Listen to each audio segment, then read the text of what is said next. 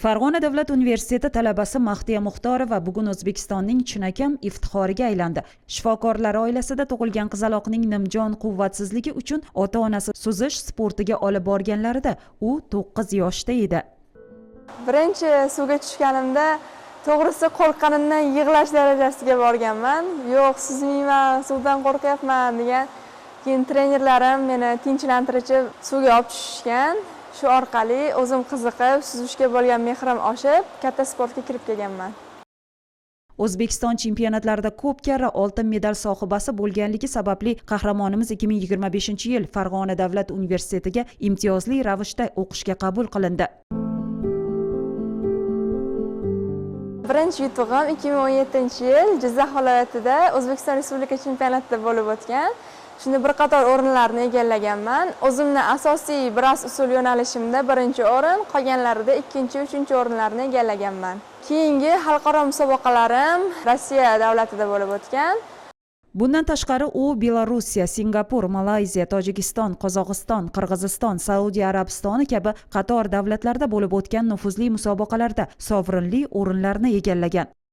2025-yilning 7-14 dekabr kunlari Birlashgan Arab Amirliklarining Dubay shahrida bo'lib o'tgan 5-yoshlar Paraosiyo o'yinlarida muvaffaqiyatli qatnashdi. Musobaqani birinchi kuni boshlandi. Bizda juda ham katta hayajon bor. Chunki orqamizda davlat, shuncha yurtdoshlarim, ota-onam, trenerim bizga ishonib turibdi.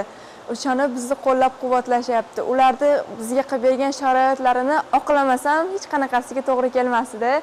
Shuning uchun bor kuchim bilan harakat qilib, miyamni bir joyga qo'yib, shu distansiyani maksimal darajada birinchi o'ringa olib chiqishim kerak deb, shu xayol bilan startga chiqdim. Xudoga shukr, unga erishdim. Birinchi kuni o'zi 4 ta olishim bilan ota-onamga telefon qilib, "Ona, dada, men 4 ta bugun birinchi o'rinni oldim. Ertangi bo'ladigan 3 ta distansiyamni Xudo xolasa birini olaman" deb o'zimga ishongan tarzda ikkinchi kunga chiqdim. Bizda taqdirlash marosimi bo'lganda 7 marotaba bayrog'imizni ko'ksaklarga ko'targanimda ko'zimga yosh keldi. Shu hamma qilgan qiyinchiliklarim, yig'lab trenirovka qilganlarim shunday ko'z oldimdan o'tib, hammasini rohatini oldim. Chempion qizni o'zi tahsil olayotgan oliy ta'lim maskanida kutib olish marosimi katta tantanaga aylanib ketdi. Yutuq barchamizniki.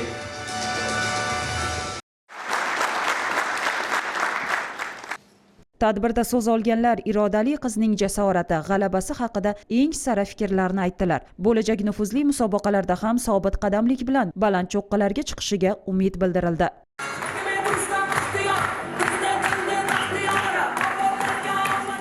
Hozirgi kunda prezidentimiz tomonidan O'zbekiston yoshlariga sportga bo'lgan e'tibor va yaratilgan sharoitlardan unumli foydalangan holda mana bizning birinchi bosqich talabamiz Muxtorova Mahdiyaxon Dubay shahrida o'tkazilgan Para Osiyo o'yinlarida 7 ta oltin medalni qo'lga kiritdilar. Bu qizimizning yutuqlari nafaqat universitetimizni, butun Farg'onamizni, O'zbekiston davlatimizning yutug'i hisoblanadi. Bunday yutuqlar bardavom bo'ladi va yuqori natijalarga erishishiga ishonib qolamiz. U o'zbek qizining jahonda tengsiz ekanligini isbotlash maqsadida 2028-yilda Amerika Qo'shma Shtatlarida o'tkaziladigan Paralimpiada bahslariga astoydil tayyorgarlik ko'rmoqda. Los-Anjeles 2028da rosa bo'lmasa 5 ta yo 6 ta medal bilan yana yurtimizga yorug' yuz bilan qaytib kelish uchun biz bor kuchimizni, bor mehnatimizni, bor matonatimizni shunga tikamiz, Xudo xolisa.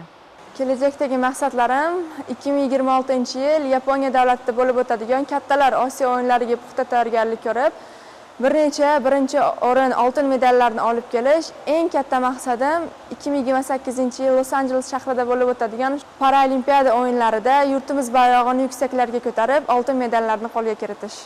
Bugungi erishilayotgan yutuqlar yurtimizda yoshlar uchun yaratib berilayotgan keng imkoniyatlar prezidentimiz e'tiborining yorqin samarasidir. Ana shu qo'llab-quvvatlash tufayli irodali, maqsadli yoshlar o'z iste'dodini to'liq namoyon etmoqda. Oldinda turgan ulkan marralar esa Mahdiya kabi jasoratli sportchilarni yanada baland zafarlar sari yetaklaydi.